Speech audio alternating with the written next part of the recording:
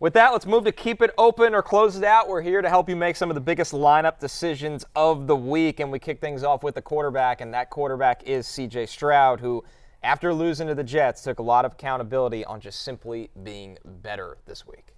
Of course, it's embarrassing, and to come out here on the primetime game and get embarrassed like that is never fun. And I believe we have to be better in a lot of areas.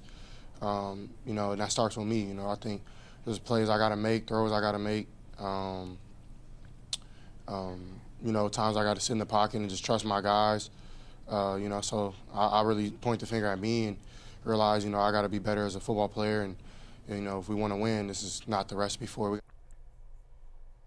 Some pretty harsh honesty from C.J. Stroud. Yeah, but Lawrence, this was a guy drafted as a top 6 quarterback this year, and we're having the conversation of, can you even start him this week?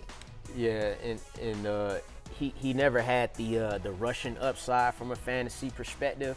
So now when you're not getting it in the passing game, that makes it a little worse. So I'm going to close it out this week for Stroud against the Lions. Now, the Detroit Lions have allowed, in their first 4 games, they allowed 3 top 12 quarterbacks. They've allowed none their past 4 games. Stroud himself only has 2 top 10 finishes this season.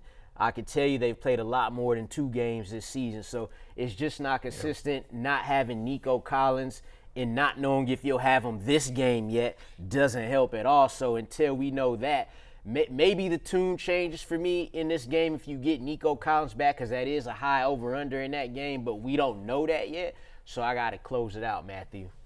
So in case you were wondering, for people, regular viewers of the show or listeners to the show, you're like, Barry, you and Connor and Jay had a lot of fun at producer Steven's expense the last couple of days. The guy ran a marathon. Right. He ran a marathon, which is really impressive, and completed it, and yet we made fun of his outfit, anyway, we just had some fun at producer Steven's expense, which is what we do on this show. But you were like, I wonder if producer Steven's going to get some revenge on Barry, and the answer is yes, because I now have to talk down C.J. Stroud 3 days before I go to Houston, Texas.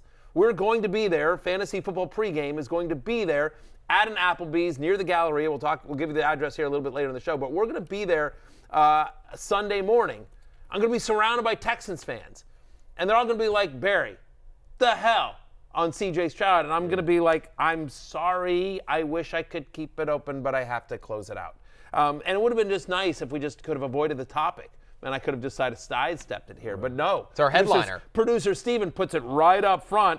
The fact of the matter is that he plays the Detroit Lions, and there's the only quarterbacks this year that have scored even 15 fantasy points against Detroit have either scored a rushing touchdown or had at least 38 yards rushing. And to your point, Lawrence, just Stroud generally does not run. Right? He's in the games without Nico Collins this year. He's been under 200 passing yards in 3 of the 4 games without Nico. He's averaging under 12 fantasy points per game. The Lions have yet to allow multiple touchdown passes in a single game.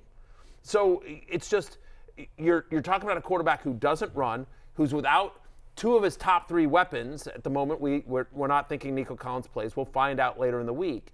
And playing a really good defense. So he's my QB 15 this week, and unfortunately I gotta close it out. I just don't see a path to him having a monster fantasy game. Like, he's super talented, but and it is, listen, the game's indoors, and it's a high over under, so, and we expect Detroit to be able to move the ball, so sure, maybe there's some shootout potential here, but like, you just don't feel great about it. You just feel like they're going to want to run the ball with Joe Mixon, and right.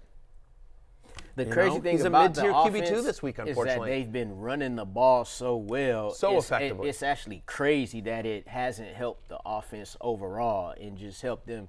If you would have told me Joe Mixon will be having the season that he's having, I'd say the Houston Texans are the best offense in football.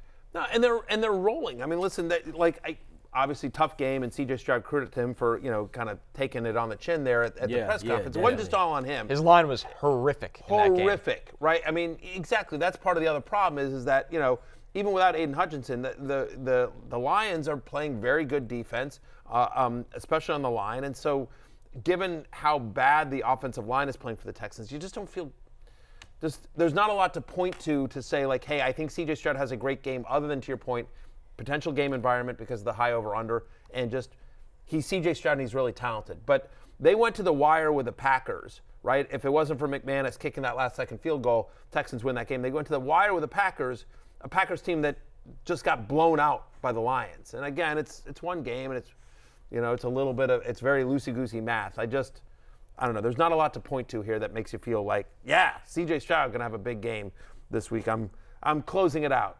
Sorry in advance, Houston. They're going to hate you in Houston. I know. They're going to love me because I'm going to just act like this ain't even happened. I know. I'm owning it. I was going to wear a Stroud I would say jersey. you might have to wear the jersey. I'm going to wear a Stroud jersey on Sunday in a desperate attempt to I think suck that up will to the- negate it. I Okay, I think you'd be appreciate good it. with Thank that. you. That's Yeah, what I'm going to do that. All right.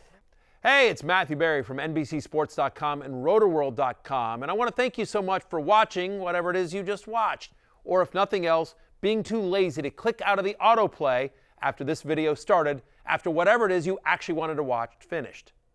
But now that you're here, I'd like to take a moment here to ask you respectfully now, okay? I'm asking you respectfully to subscribe to the NFL on NBC YouTube channel.